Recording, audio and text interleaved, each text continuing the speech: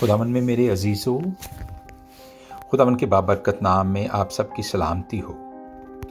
आज डिवोशन में जिस मौजू पर हम गुफ्तगू करेंगे वो है मैं कौन हूँ और मेरा वजूद क्या है।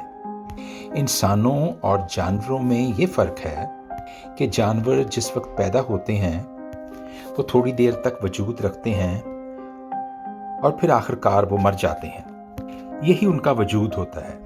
लेकिन इंसान अपने इस वजूद के अलावा भी किसी और बड़े वजूद से पहचाने जाते हैं। आइए थोड़ी देर के लिए इस पर डिस्कशन करते हैं।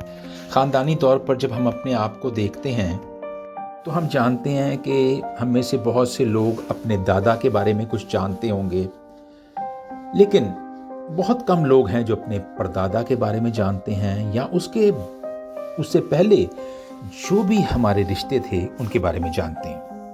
यानी हम कह सकते हैं कि हमारी ख़ानदानी हिस्ट्री जिसके बारे में हम जानते हैं वो बहुत थोड़ी है।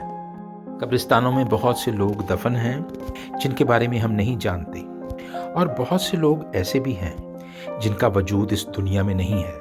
यानी हम कह सकते हैं कि उनकी कब्रें भी नहीं हैं। खरबों साल की इस दुनिया में बहुत से लोग आते हैं, एक थोड़ा सा वक्त इस दुनिया में बसर करते हैं और फिर वापस चले जाते हैं, और वो अपना वजूद नहीं रखते। उनका नाम भी अब इस दुनिया में नहीं है।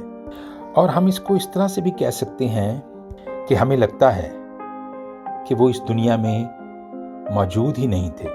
बड़ी बेतौकीरी है इंसान होते हुए कि बहुत से लोग अपना वजूद खो बैठते हैं। खरबों साल की इस दुनिया में मुझे और आपको भी थोड़ी सी ज़िंदगी मिली है।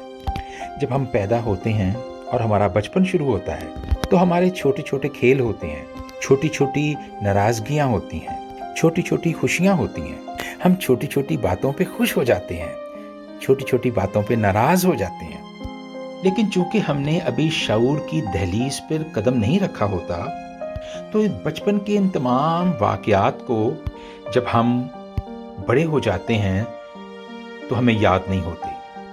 यानी हम कह सकते हैं कि हमारा वजूद नहीं होता।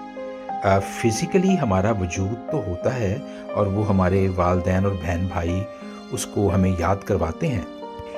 लेकिन फिर क्या होता है, हम जवानी की दहलीज पर कदम रखते हैं और जहाँ हम फिज़िकली मैच्योर होने लगते हैं वहाँ हमारा शऊर, जिसे हम इंटेलेक्ट कह सकते हैं, माइंड कह सकते हैं, वो भी बेदार होना शुरू होता है। वाह, अब हमारी ज़िंदगी शुरू होती है, एक ऐसी ज़िंदगी जिसको अब हम याद रख सकते हैं।